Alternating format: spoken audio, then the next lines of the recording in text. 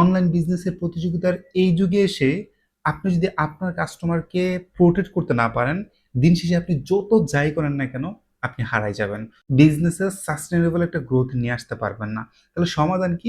সমাধান হচ্ছে defensive marketing.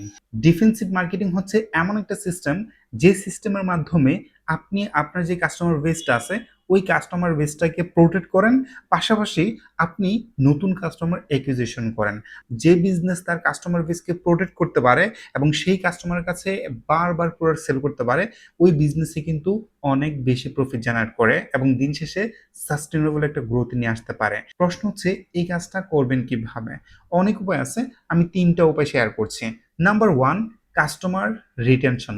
বিজনেসের ব্যাকএন্ডে এমন একটা সিস্টেম ডিজাইন করা থাকতে হবে, যেই সিস্টেমের মাধ্যমে যে কাস্টমারটা প্রথমবার আপনার কাছ থেকে কোনো একটা প্রোডাক্ট কিনেছে, ওই প্রথমবার কিনা থেকে শুরু করে সে দ্বিতীয়বার আবার যখন এই প্রোডাক্টটা তার প্রয়োজন হবে, সে আপনার কাছ থেকে কিনবে। তৃতীয়বারও যখন তার প্রোডাক্টটার প্রয়োজন হবে, আপনার কাছ থেকে কিনবে।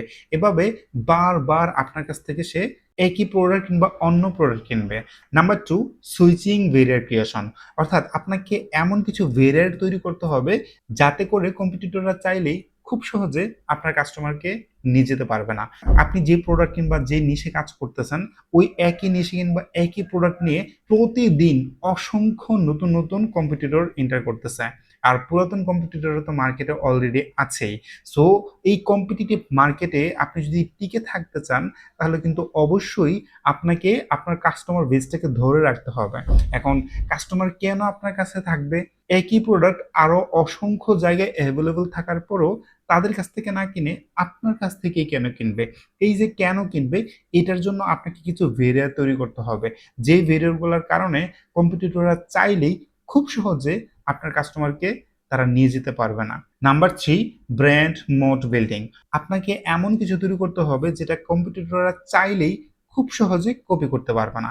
দেখেন, বর্তমানে আপনি যত যাই করেন না কেন, কম্পিটিটররা কিন্তু আপনাকে অবশ্যই আপনার ভালো কোনো স্ট্র্যাটেজি যদি তারা বুঝতে পারে, আপনার কাছ থেকে যদি ভালো কোনো ইনসাইট তারা পায়, সেটা তারা কপি করবে। এটা স্বাভাবিক একটা বিষয়। এতে তো ক্রেডিট নেওয়ারও কিছু নাই, আবার মন খারাপ করারও কিছু নাই।